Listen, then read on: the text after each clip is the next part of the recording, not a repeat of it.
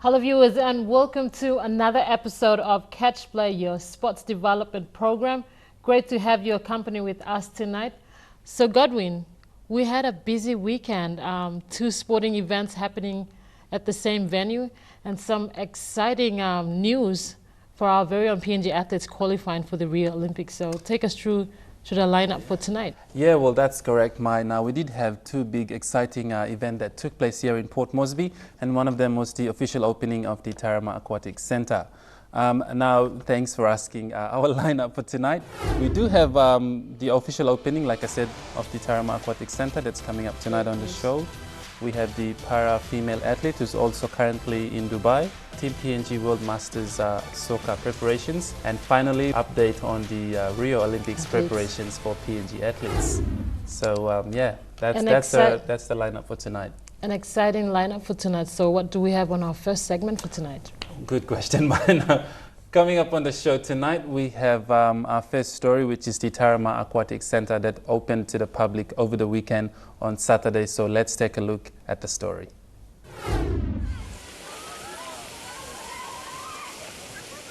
Taurama Aquatic Centre saw its official opening on Saturday, 27th of February. The indoor sports complex, including the swimming pool, is now open to the general public and sporting bodies, including athletes. The day saw a tour of the facility with Sports and Tourism Minister Justin Chechenko and CEO for PNG Sports Foundation, Mr. Peter Siamalili Jr. The facility will be monitored and also be funded by the PNG government for the next 5 years and will continue to build and expand the facility, including its staff and the management.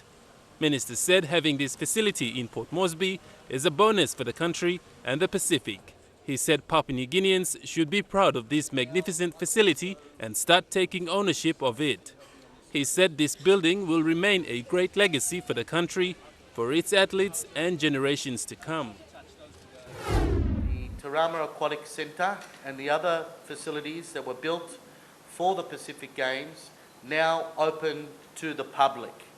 And with that, it's taken a little time because we wanted to get it right.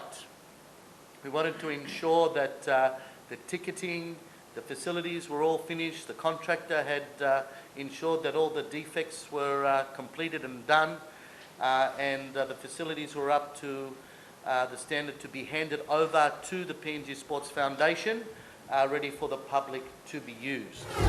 Meanwhile, CEO for Sports Foundation, Peter Siamalili Jr., said the country has come this far and it's building this sporting nation and to have such facilities on board.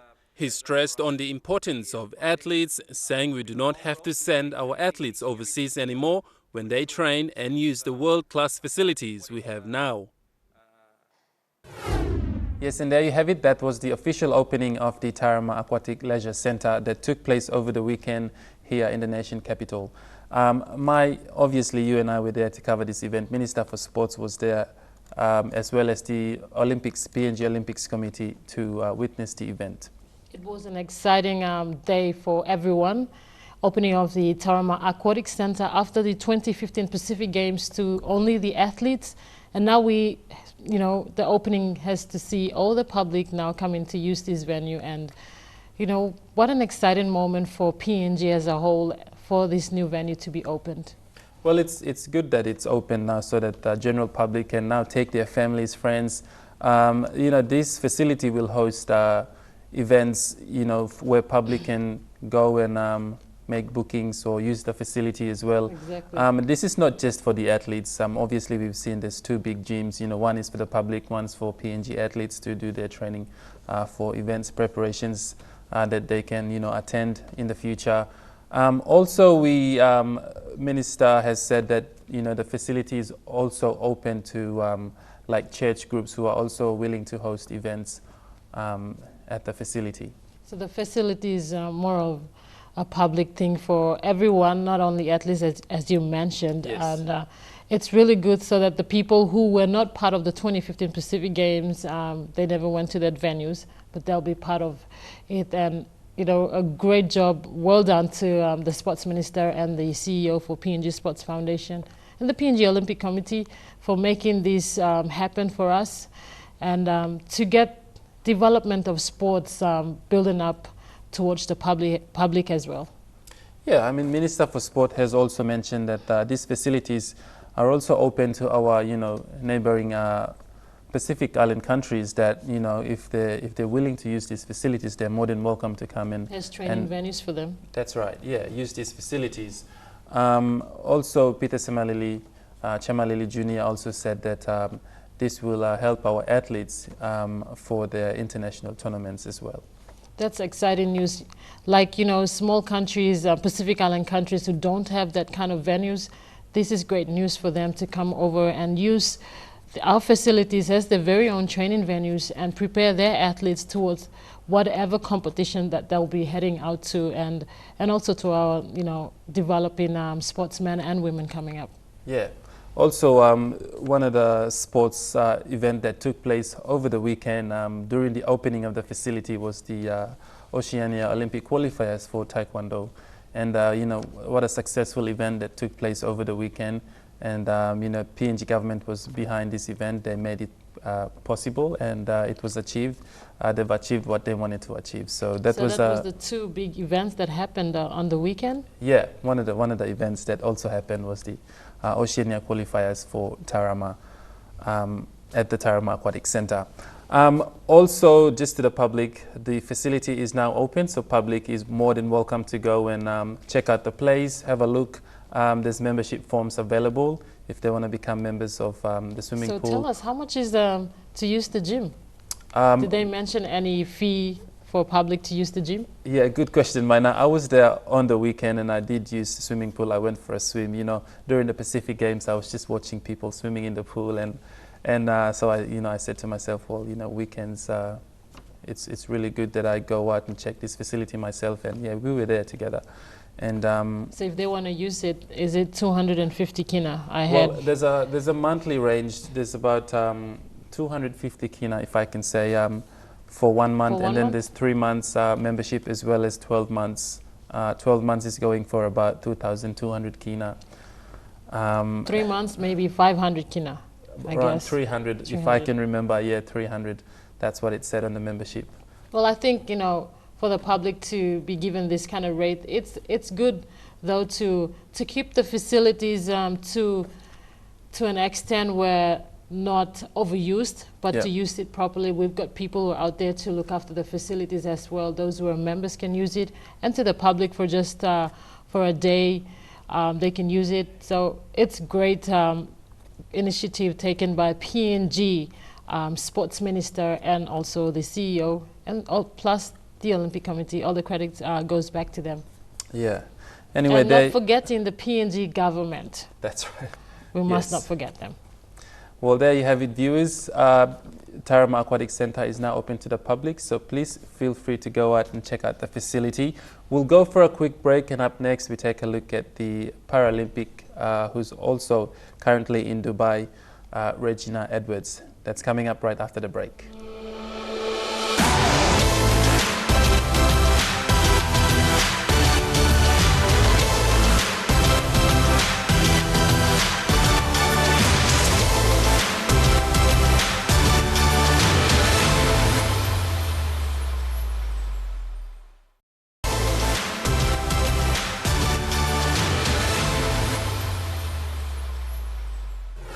Welcome back. You're watching Catch Play, your sports development program.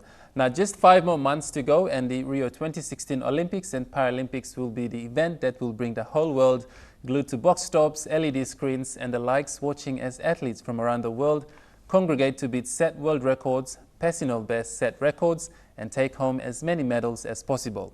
Now, after many months of preparations and hard, vigorous training, every athlete has a story to tell.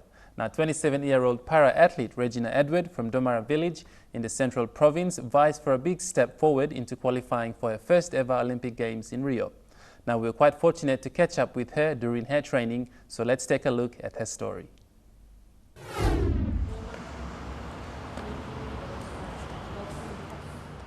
Regina Edwards completed her grade 10 in the year 2002 and was just doing nothing in the village.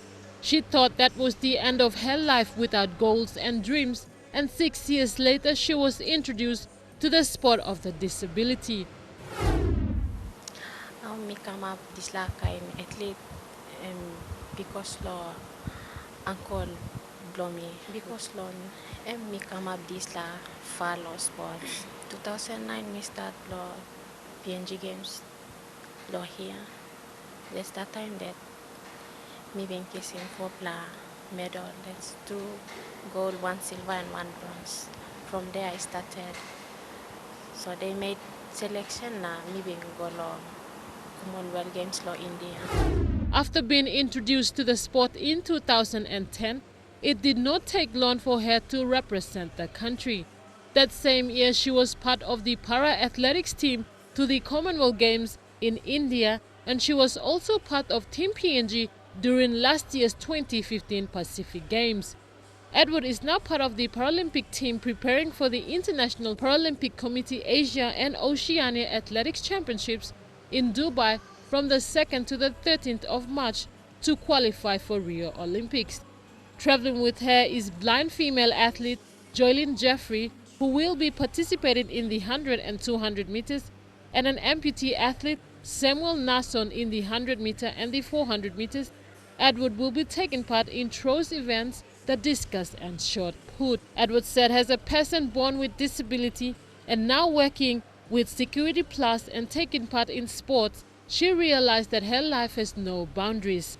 Edward also encouraged other people born with disabilities that if there is something good, stick to it. Don't let anything limit you. Regina Edwards is currently ranked number 4 in the world. And there you have it. That was Regina Edwards, obviously, who's currently now in Dubai qualifying for her Rio Olympics. Now, you caught up with her, so tell our viewers a little bit about her. An exciting athlete. She is ranked number 4 in the world as we speak. Yep. And her first ever Olympics to qualify for, and she's going to go out there and do her best. In training, she traveled with 2 other athletes. That was the blind female athlete who will be taking part in the 100 and 200 meters, and also an amputee male athlete in the 200 and 400. So these athletes have been preparing for quite a while. As we saw the interview and her video, her first Olympics, and she's excited and looking forward to it. What an athlete, to come this far, and she's taking part in the throw events, that's the shot put and discus.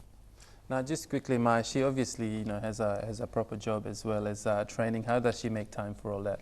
When I did an interview with her, she said that she loves her sport and has her work.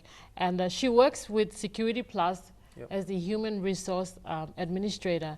And, this is a big step forward for a village girl who finished grade 10 and thought that there was nothing for her in the future because of her disability. But all the thanks goes to her parents for the support and introducing the sport of disability to her. And after 6 years, look where she is now. Well, that's an interesting story there, and we wish her all the best in her events currently in Dubai. All the very best to her. We'll take a quick break, and up next we take a look at Team PNG's World Masters soccer preparations.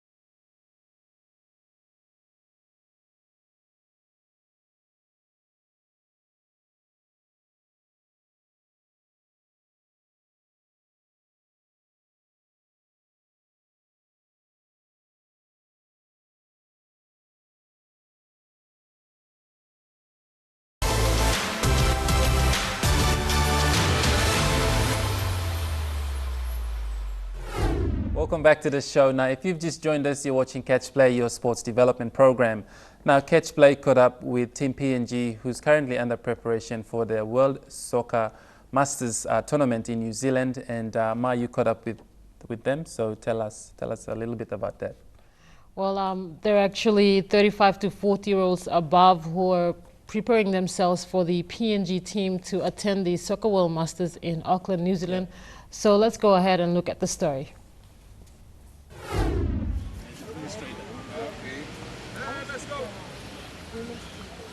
An organization committee is already in place to prepare a PNG team to next year's Soccer World Masters in Auckland, New Zealand. Committee member John Yamin said the whole idea was to get all the former and current informed soccer players who are above the ages of 35 to be part of the team preparations for the world event schedule for April 21 to the 30th of 2017. A few of the senior soccer players or once big time soccer players, they approached me and a group of us. We started talking about that it's quite close by here in the region, in the Pacific region, and it's a golden opportunity for us to try and get together again and see if there is enough interest amongst the community, amongst the senior players or former used to be good players. If we can come back together and raise that awareness amongst ourselves and build up the interest to put together a team and go take part in the 2017 World Masters tournament in Auckland. The Port Moresby-based players have already commenced training every Saturdays at Ella Beach at around 6 a.m. This Masters team have started doing training in advance, so when it comes to 2017, everyone is ready and they are well prepared. Mr. Yamin said they are also looking at teams from centers like Lae and Medan and also others to get their interest as well. This initiative is to also help them with their weight and health at the same time to keep fit. Great players out there, and most of them still very active in life. They may not be as fit as before, but that's the whole idea of Masters, to get everybody together, think about their physical side of life, and also try and continue to contribute to the development of the code by showing our young ones what it used to be like playing and conducting themselves in a sportsman-like behavior. It is never too old to try out what you like doing, and like the Masters soccer preparations, a great pathway in keeping the football development in Masters alive. Yes, and there you have it. That was the Team PNG's preparations for World Masters Soccer Tournament that will take place in New Zealand in 2017. Now, Mai, tell us how many athletes are traveling for this and currently training? Actually, they have not picked the team yet. The competition starts in 2017. That's in April next year in Auckland, New Zealand. 3 months away. And these guys wanted to start up preparations earlier so that they can cut down on their weight and keep fit. These are former soccer players and current soccer players who have, come on board to start making a team to represent the country in the World Cup. And all these are players who've been out there representing their country. And they're also not looking at only in Port Moresby. They're currently trying to get the interest from Lae, Medan, Manus. These are the areas that will have more interested soccer players. 35 to 40-year-olds above, this is the way to get fit and keep the momentum going in soccer, and also developing soccer in the Masters.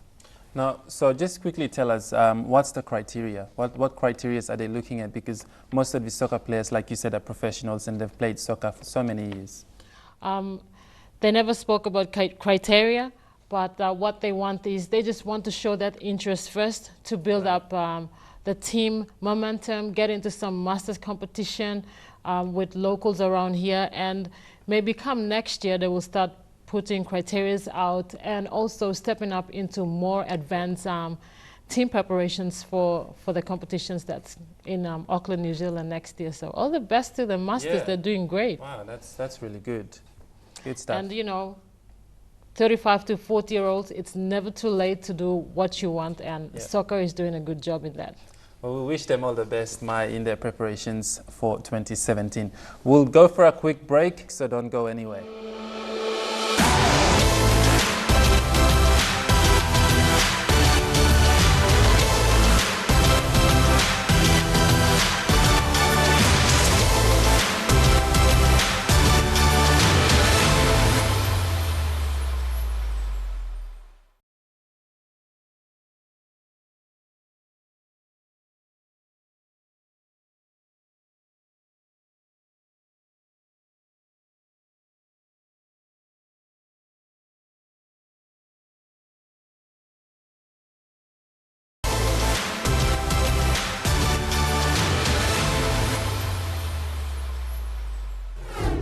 Back. Now, with only 5 months remaining to the Rio Olympics, there's a big preparation going on for Team PNG, and obviously PNG government and the PNG Sports Foundation, as well as PNG Olympics Committee, have mentioned that there's only about seven sporting codes that will be attending Rio Olympics to represent PNG this year.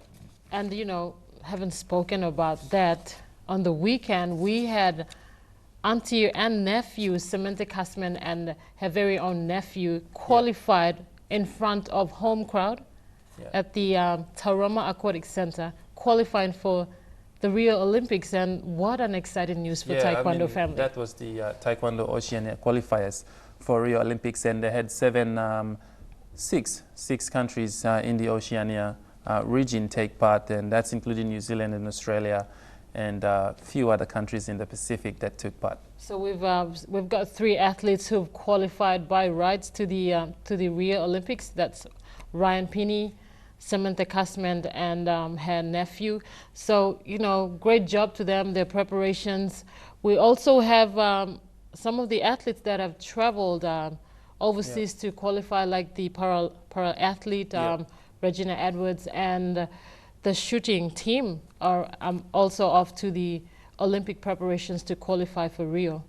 Now, what's the story? Because you know, we've had so many rumors. It's also on the papers going around about Dikatoa and Stephen Curry, about their attendance to Rio. I spoke with the president himself, Sir John Dawanikura, the president for the PNG Weightlifting Federation, during the opening of the Taurama Aquatic Centre, and you know, we just had a verbal conversation, and him telling me not mentioning Stephen Curry was a question, because you know, he's the top athlete who won gold medal during the 2015 Pacific Games, but his name was not mentioned for Rio. But the Toa sisters, Dikatoa and Telma Toa, will be definitely going to the Olympics, plus one of the athletes called Morea, one of the male athletes. So what a disappointment, you know, not having Stephen Curry to accompany team to the Rio Olympics. So what we do not know anything on that yet, but you know, politics and sports, Stephen Curry has his issues, the PNG Sports Foundation. It will come to the PNG Olympic Committee to make the final decision for the athletes. Yeah, I mean, the PNG Olympics Committee also have mentioned that, you know, the country is taking a low-key approach towards this year's Rio Olympics, and that they will start preparing for Tokyo. For Tokyo, which is another 3-4 more years before the next Olympic Games, which is good for many other athletes that are also willing to go to Olympics and, you know, try and take part. And it also comes back to the finance, the financial side of these athletes who are traveling to the Rio Olympics, because most of the focus was on the 2015 Pacific Games. So we can see that the PNG Sports Foundation or the PNG Olympic Committee have been a bit quiet on the athletes who are qualifying for the Rio Olympics. A lot of government money has been spent on the facilities and the World Cup that's coming up. So our Olympic athletes have been a bit quiet down on that road. But having said that, congratulations to them qualifying to the Rio Olympic Games, especially to Taekwondo. Athletics, we have not found any athlete that has qualified. They're currently still in training preparations, competition phases. Toya competed in one of the competitions down in Canberra for the Olympics, but missed out by a few seconds. So she ultimately go in as a wildcard athlete who is the favorite to represent the country at the moment, the top sprint athlete. Likewise, for the male, it will be between Moen Bueno and Nelson Stones. Competitions is still going on, so the ticket to Rio is still there. They just need to qualify. If they don't, the best athlete goes. I think one of the other code is the boxing as well, so they're still going under their preparations for Rio as well. It's never too late, so there's competitions coming up. It's the athletes that have to start preparing, and the federations don't think about what the low keys that the PNG Olympic Committee is doing. They need to just prepare well and prepare the athletes well for these Rio Olympic Games, and I know that PNG team will do well, and all the congratulations goes to those 3 athletes who have qualified by rights to represent PNG in Brazil 2016. Exciting news for them. That's right, Maya. Well, that brings us to the end of our show for tonight. Definitely, we've come to the end of our show, so it was exciting news to our public out there for our athletes who are going to the Olympic Games. Well, anyway, viewers, keep watching Catch Play, because we'll be bringing you more updates on Rio Olympic and the preparations for Team PNG as well. Unfortunately, we've come to the end. If you have any sports-related stories, you can send us an email to sports@mtv.com.pg, or you can check us out on our MTV website. You can visit us here also at Boroko Garden City Level 2, and we'd be more than happy to help you out. Tonight, from the Catch Play team, I'm Godwin Eki. And I'm Mike Koime. Good night. Good night.